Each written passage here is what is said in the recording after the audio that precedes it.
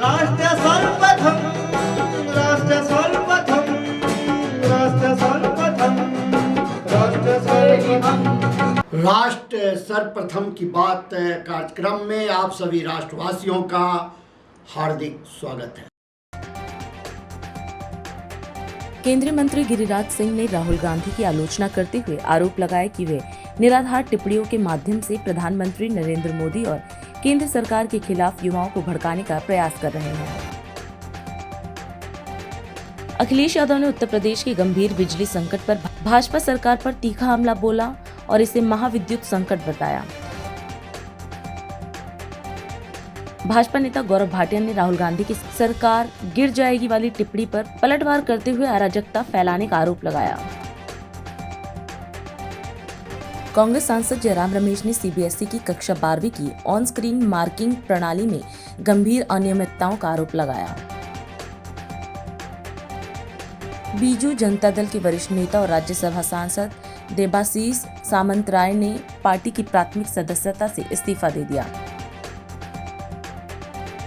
राहुल गांधी ने केंद्र सरकार पर 10 दिनों में चौथी बार ईंधन की कीमतें बढ़ाकर नागरिकों की जेब लूटने का आरोप लगाया।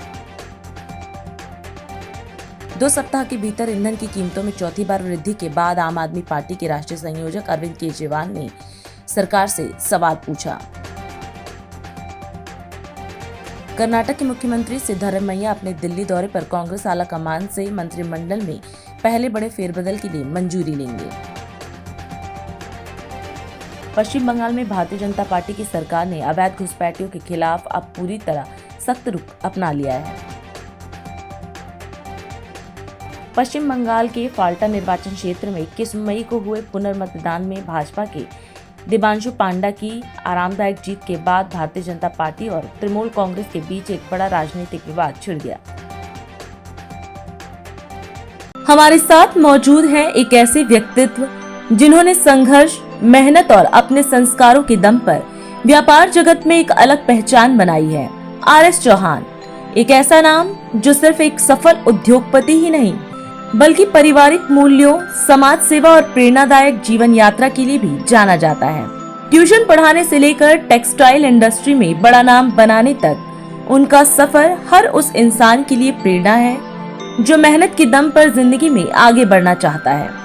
आज हम उनसे जानेंगे उनके संघर्ष के दिन, सफलता की कहानी, परिवार के संस्कार और जिंदगी के वो अनुभव जिन्होंने उन्हें आर.एस. चौहान बनाया। तो आइए शुरू करते हैं ये खास बातचीत। राष्ट्र सर्वप्रथम की बात ललित सुमन के साथ कार्यक्रम में आज हम एशिया की सबसे बड़ी टिम्बर मार्केट कीर्तिनगर में हैं। इस मार्केट के सबसे सीनियर व्यापारी जिनका नाम है संपूर्ण क्षेत्र में, देश में, विदेश में व्यापार को लेकर के, निर्मल हैंडलूम जो एक विख्यात प्रतिष्ठान है कपड़ा उद्योग का, उसके ये मालिक हैं। हम इनसे आज बात करेंगे जो कि आज जो देश की वर्तमान स्थिति है उस स्थिति को देखते हुए व्यापारियों के मन में 2047 को लेकर के क्या धारणा बन रही है। व्यापारी वर्ग ही एक ऐसा है जो देश के प्रति समर्पित होता है हर तरीके से। हमारे 2 मार्केट हैं, एक फर्नीचर ब्लॉक, एक टिम्बर मार्केट। इस समय फर्नीचर ब्लॉक की स्थिति बहुत बेहतरीन है क्योंकि एमसीडी ने उसे टेक ओवर कर लिया है, जिसमें रविंदर पाल सिंह जी का बहुत बड़ा योगदान रहा और उसके बाद हमारे विधायक जी का बहुत बड़ा योगदान रहा।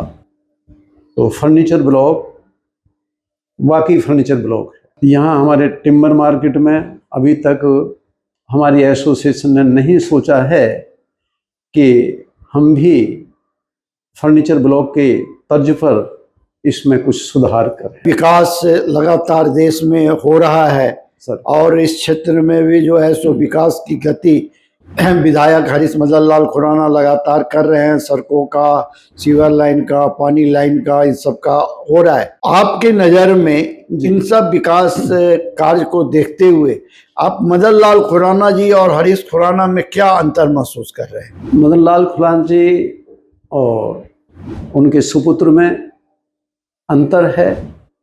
मदन लाल खुराना जी घर घर से, हर दुकान से वाकिफ थे किसी में कोई भी किसी तरह की भी समस्या आती थी, उसको हाथ की हाथ उसे निपटाते थे।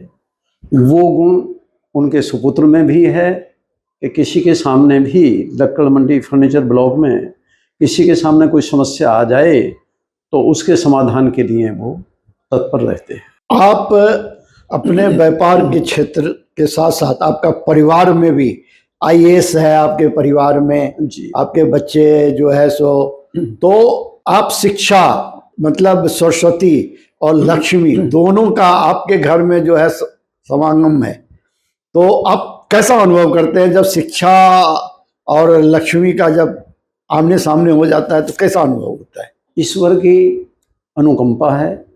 जो भी कुछ हूँ, जो भी कुछ हैं, सब उनकी मेहरबानी से है। हमारा इसमें कोई भी योगदान नहीं। आप बहुत अच्छा शायरी भी करते हैं, बहुत अच्छा जो है चुटकुला भी, आप बहुत ही कबीर की दुआ आप जो है सो कई बार मंचों से दोहराते रहते हैं, जिसकी बड़ी तारीफ होती है। तो और श्री कृष्ण के तो आप अनन्य भक्त हैं, तो क्या आप पाठकों को, व्यूअर को जो हमारे चैनल के माध्यम से देख रहे हैं, उन्हें आप क्या कहना चाहेंगे? पूर्ण प्रवीण तीन वेद, बिना तेरी सत्ता प्रभु हिले नहीं पत्ता है। अब रहे देवी देवताओं के बारे में, तो हमारे कृष्ण भगवान एक ऐसे भगवान हुए हैं कि बहुत मामूली सा भी, बहुत थोड़ा सा भी योगदान उनकी प्रार्थना में संलग्न होकर इंसान करता है तो उससे कई गुना ज़्यादा प्रभु वापिस करते हैं। और मैं कृष्ण भक्त हूँ, मैं राम भक्त भी हूँ। कभी किसी का बुरा मैंने अपने जीवन में चाहा नहीं। अच्छाई के लिए मैं हर तरीके से अपने समाज के साथ, समाज की इकाई के साथ लग लेता हूँ, और ये सब आपसे सीखा है। ये चौहान साहब, नया जनरेशन, चूंकि अब तो आपने जो है 7 दशक पार कर लिया है अपने जीवन का। मैं पहले थोड़ी सी अपने बारे में बताना चाहता हूँ जी। हम 3 भाई थे। बड़े भाई साहब टीचर थे, बीच वाले आर्मी में थे। माली हालत बहुत अच्छी थी। आम के बागों के लिए दूर दूर तक हम जाने जाते थे। हमारे बाग का आम यहाँ दिल्ली सब्जी मंडी में मशहूर था, नहरी वाला चौसा। खेती बाड़ी बहुत अच्छी थी, गांव में इज्जत थी। मैं चाहता था कुछ आगे चलूं, तो 1967 का मैं पोस्ट ग्रेजुएट हूँ। ज्योग्राफी मेरा सब्जेक्ट था। बीएड करने की इच्छा थी। मेरे एक कुलीग थे, मेरे खास मित्र, उनके पिताजी बीएड कॉलेज के प्रिंसिपल थे, तो मुझे बीएड में एडमिशन लेने में कोई परेशानी थी नहीं। भाई साहब, बड़े भाई साहब से कहा, तब तक पिताजी लेन देन सब बड़े भाई साहब को सौंप चुके थे। भाई साहब मुझे 150 रुपये दे दीजिए, मैं बीएड में एडमिशन लेने जा रहा हूँ। भाई साहब ने भाभी से कहा, भाई इन्हें 150 रुपये दे दो। भाभी नोट गिन रही हैं और गुनगुना रही हैं, लो जी, सोच रहे थे मददगार बनेंगे, लेकिन 1 साल का खर्चा फिर बीएड का हो जाएगा, और उस सेंटेंस को बार बार दोहरा रही थी। मैं बड़े भाई साहब के साथ बाहर आंगन में खड़ा हूँ। जब काफ़ी देर हो गई तो मैं बगैर पैसे के घर से निकल आया था। उससे पहली रात को माँ ने गांव की दुकान से कुछ सामान मंगवाया था। वो सामान मैंने माँ को लाके दिया। 5 रुपए बचे थे, मैं माँ को देना भूल गया, और सुबह उस 5 रुपए को लेकर मैं दिल्ली के लिए चला था।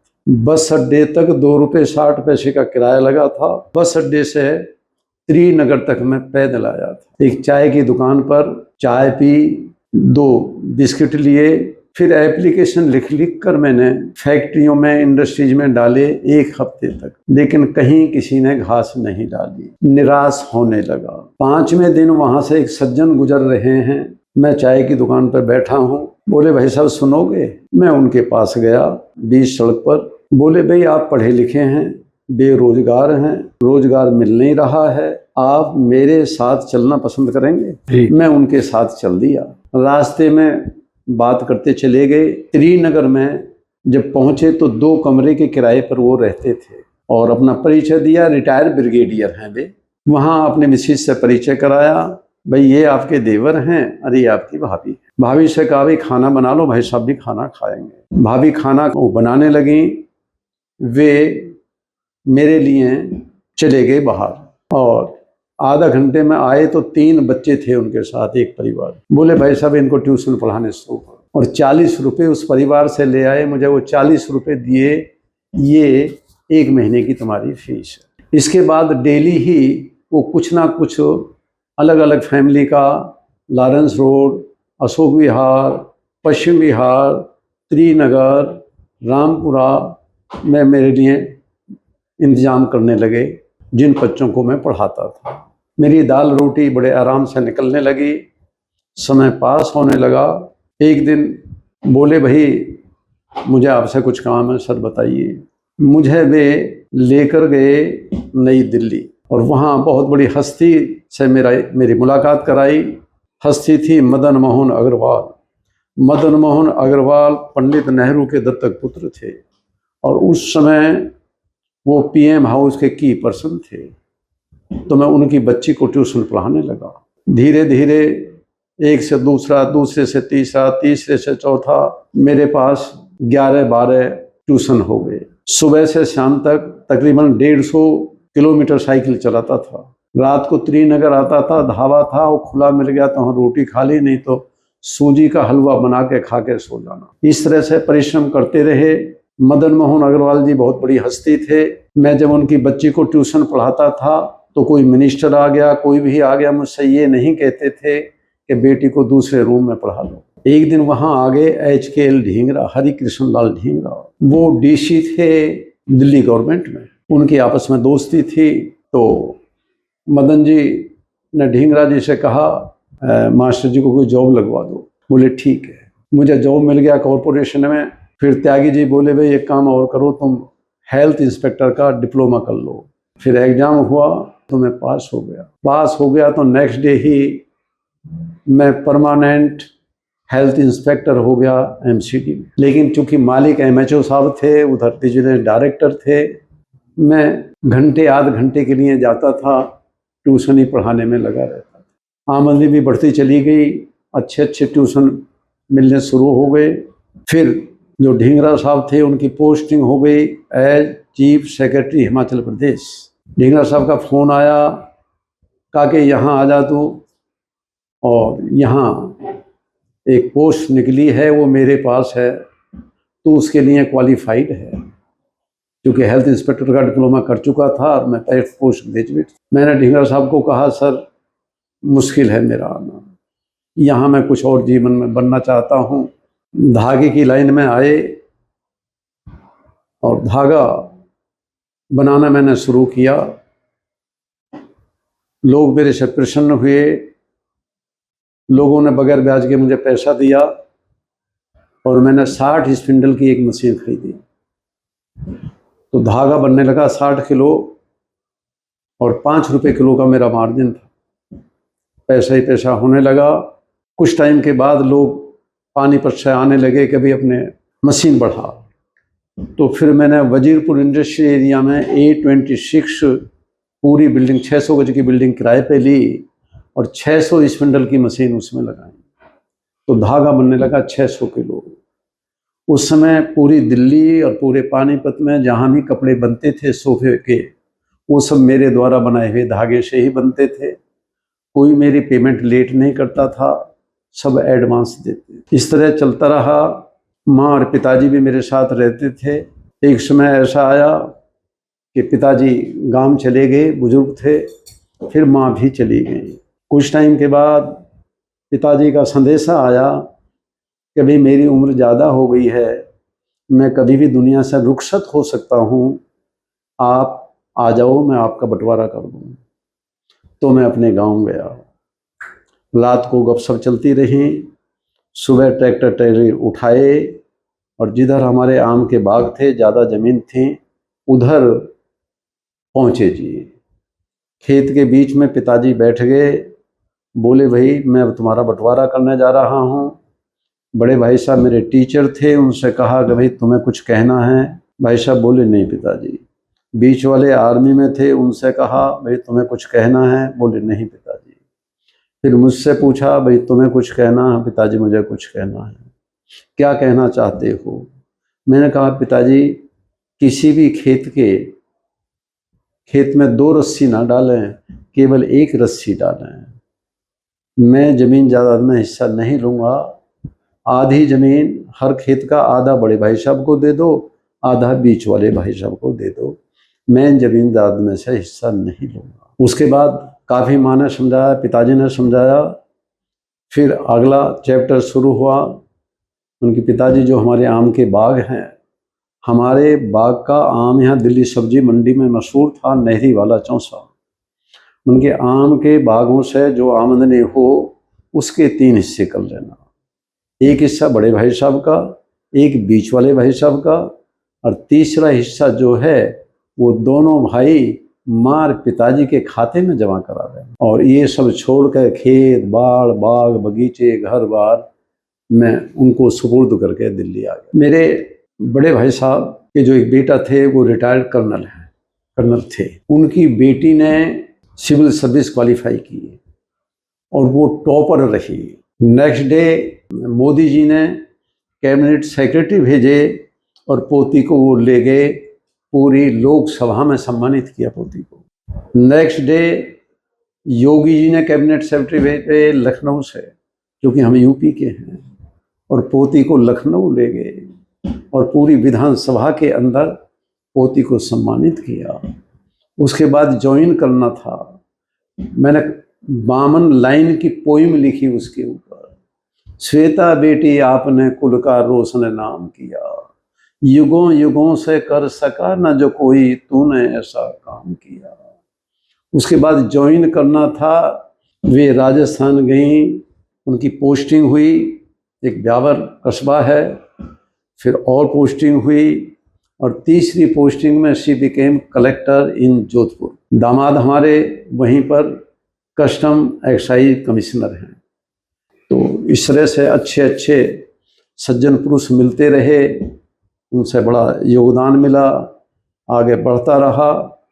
उसी में सबसे बड़ी कड़ी हैं मदन मोहन अग्रवाल, जिनका मैंने अभी जिक्र किया था, जो पंडित नेहरू के दत्तक पुत्र थे। बहुत बहुत धन्यवाद चौहान साहब, आपने बड़े विस्तार से सारी बातें अपने जीवन यात्रा और परिवार के बारे में बताया, उस सच्चाई से अवगत कराया जो शायद कोई नहीं जानता।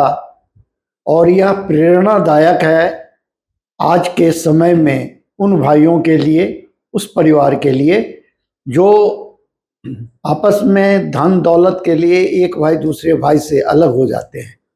यह प्रेरणादायक संदेश है। अन्य खबरों के लिए बने रहें नेशनल टीवी चैनल सर्वधर्म संगम पर।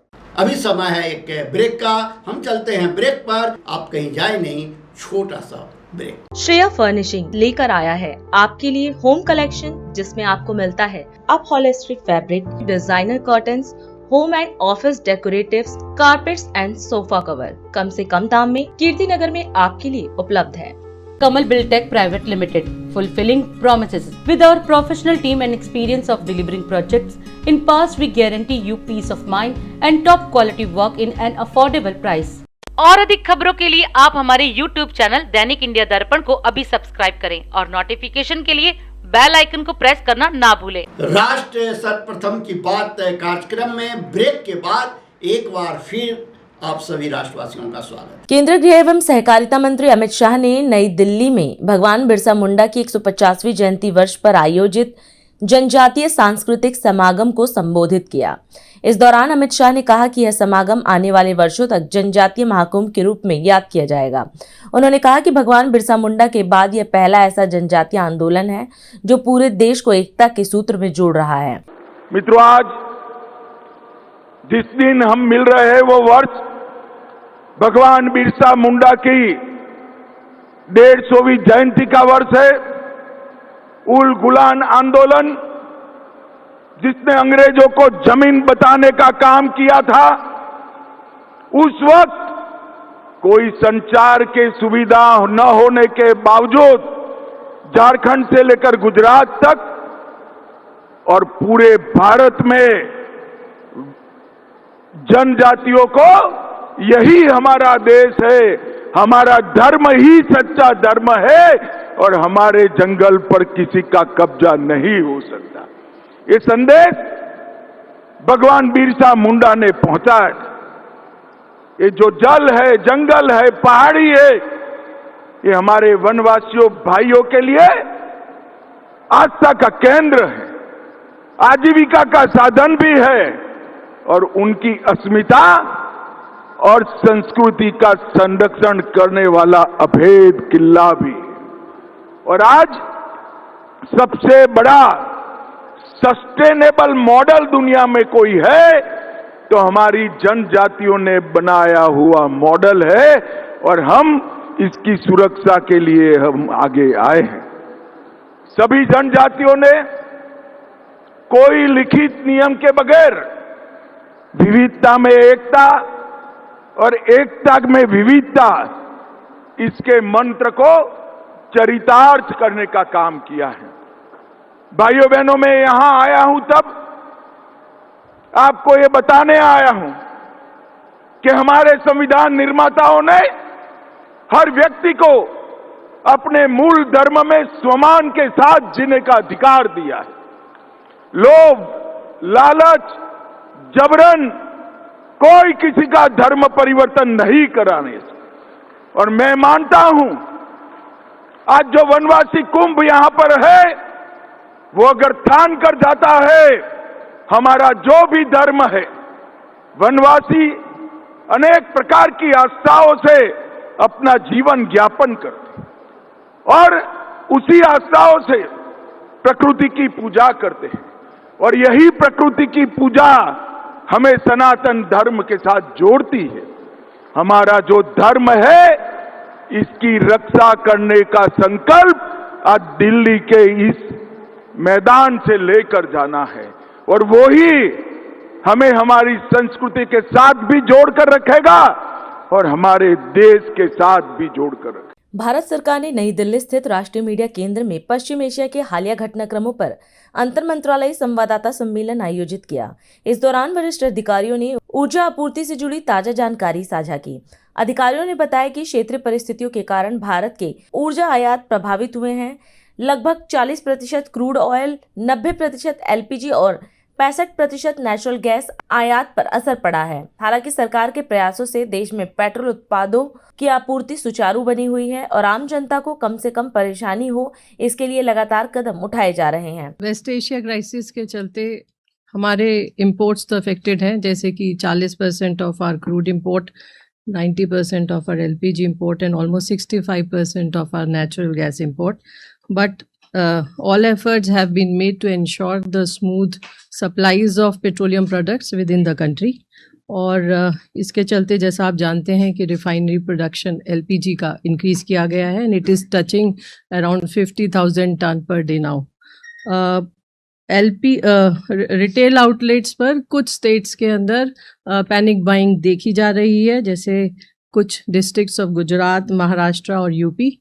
और जो मेन कारण एनालिसिस के बाद जो समझ में आ रहा है वो ये है कि कुछ तो एग्रीकल्चर डिमांड है और इसके अलावा कुछ बल्क जो डिमांड है वो भी रिटेल आउटलेट्स पर शिफ्ट हुई है। इसके अलावा जो प्राइवेट सप्लायर्स थे उनकी डिमांड भी public sector oil marketing companies के रिटेल आउटलेट्स पर शिफ्ट हुई है।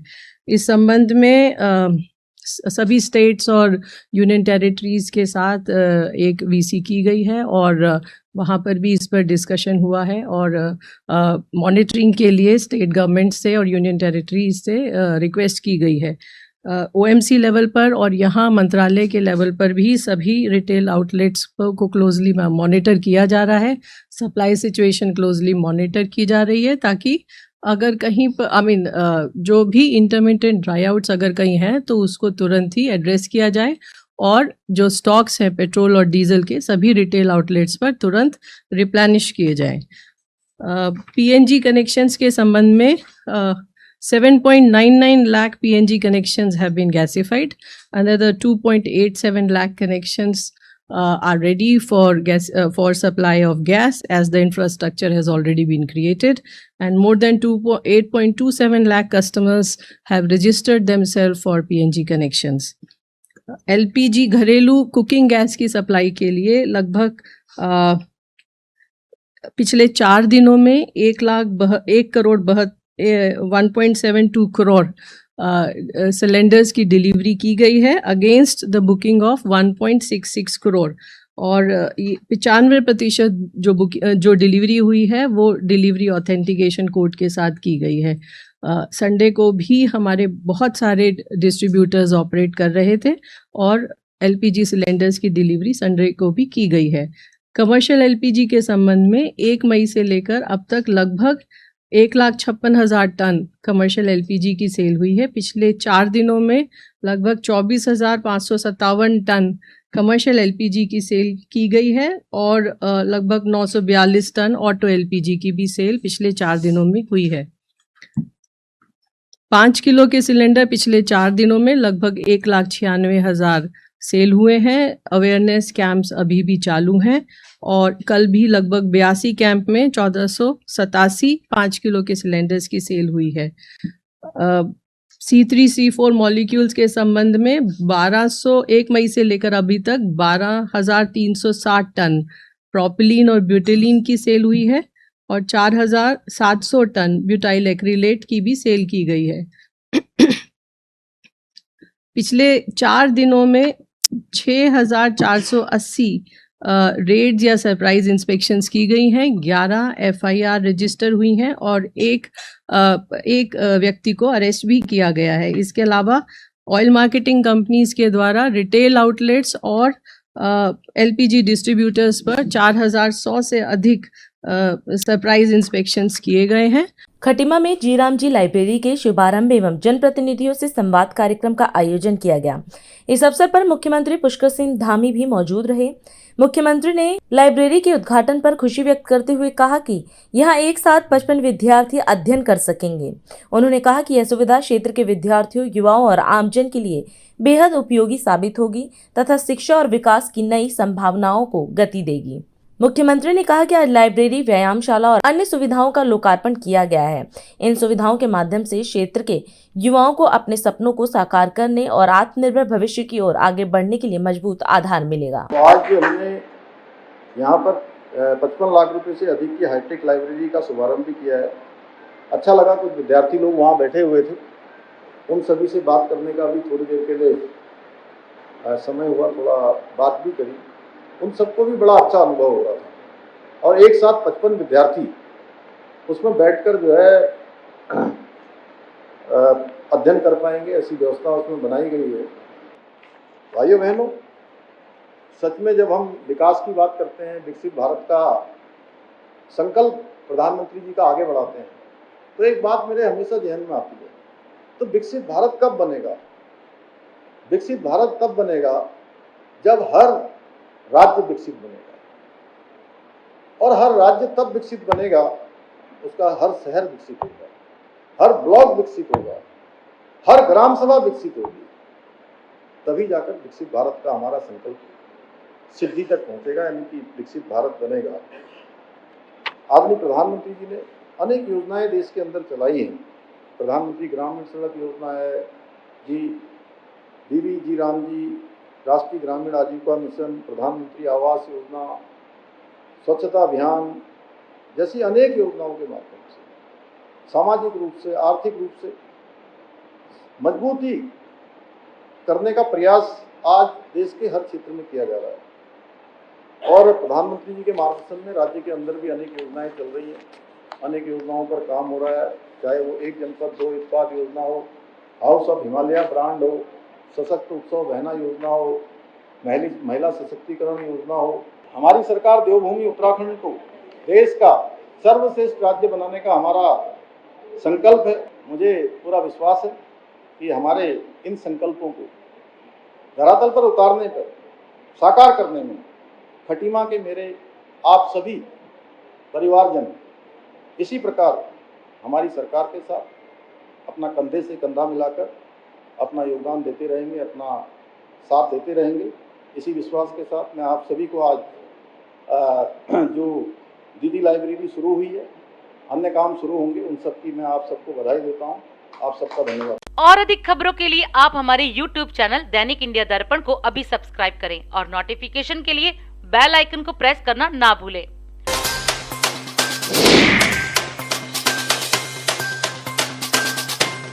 आज हम इस कार्यक्रम में आपसे विदा लेते हैं। आप अन्य खबरों के लिए बने रहे। राष्ट्र सर्वप्रथम, वंदे मातरम, जाग उठा है भारत। राष्ट्र सर्वप्रथम, राष्ट्र सर्वप्रथम, राष्ट्र सर्वप्रथम, राष्ट्र सर्वप्रथम।